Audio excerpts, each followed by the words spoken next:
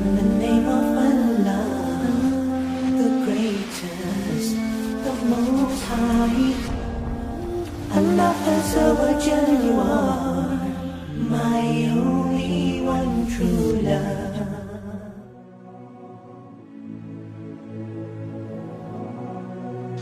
There was a young man who came to the Prophet ﷺ complaining to the Messenger ﷺ. He said to him, Ya Rasulullah, my father takes my money. He always asks me for money.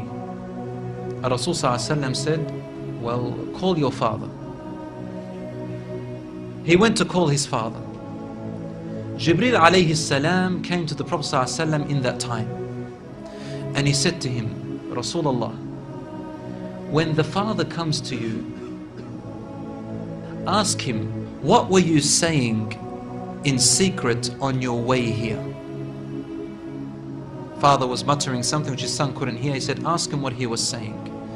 When the father approached the Rasul ﷺ, asked him, is it true what your son is saying? The father said, Ya Rasulullah, if he only knew what I'm using his money for anyway. I'm using it to look after his poor auntie. She is left without anybody. Where else am I putting it? Only in places where I have to. Using it towards his family. The Prophet ﷺ said, look, I want to ask you a question. Tell me about what you were saying in secret when you were coming towards me here. The father looked at the Prophet ﷺ and said, I made some verses of poetry. Rasul ﷺ said, please say them to me. And he said, oh son, I nourished you when you were a baby. And I looked after you in care as you grew up until you became an adolescent. You lived upon what I worked for and strived and sacrificed in my body and time and wealth, so that you may live healthy. Whenever a night passed you, when you were sick or ill or coughed, I was the first to be up, carrying you and looking upon you with my heart, afraid if an atom or a little breeze would harm you in any way. I could not sleep while seeing you sick until you slept, and then I slept.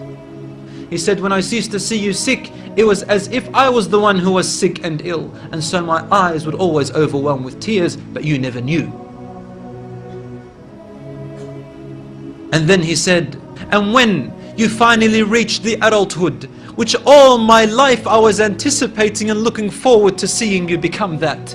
I mean, this is all he's doing, right? He's raising him, waiting for the day he's going to get married, the day when he will get his qualifications and finish, the day when he will get his skill, the day when he can stand on his feet, the day when he will rejoice, until you reach the day when I have all my life anticipated in my heart to see you reach and rejoice.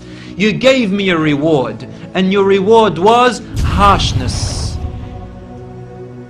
and frowniness and mistreatment, as if I am the one who owes you and you owe me nothing. The way you treated me is like what a neighbor would treat his neighbor.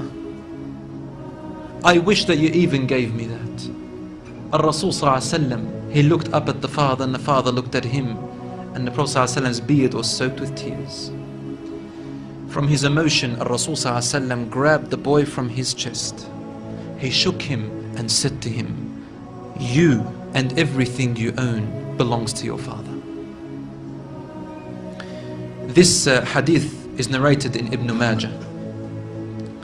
Today we see children taking their own parents to court because they took their house or their property. Allahu Akbar.